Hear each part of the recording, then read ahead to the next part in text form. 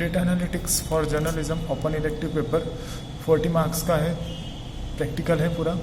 10 marks इसमें internal के marks हैं। इसके एग्ज़ाम की जो थ्योरी एग्ज़ाम वो नहीं होगी, ये प्रैक्टिकल एग्ज़ाम में 40 मार्क्स इसमें मिलेंगे। तो प्रैक्टिकल में 2 पार्ट में होगा, रिटर्न और वाइवा। तो कौन कौन से यूनिट सेकंड से कौन कौन से क्वेश्चंस बनते हैं, सिलेबस क्या है तो देख लेते हैं।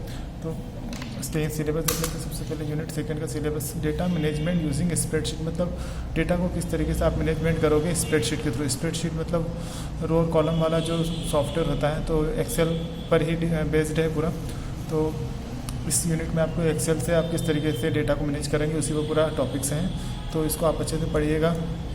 क्वेश्चन देख लेते हैं कौन कौन से।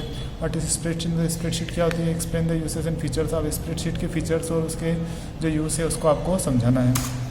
दूसरा, explain the process to reading data into Excel using various format, मतलब अलग अलग फॉर्मेट में आप किस तरीके से एक्सेल में डेटा को आप पढ़ सकते हैं, उसकी प्रोसेस आपको समझाना है।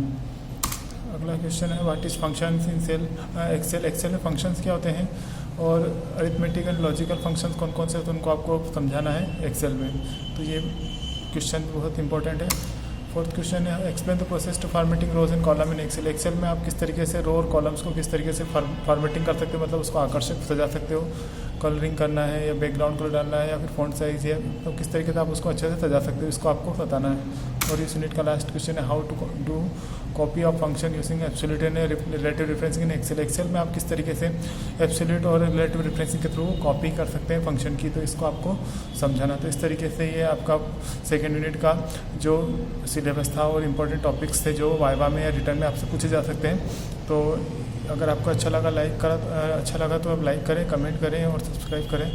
And thank you for watching and all the best for this unit.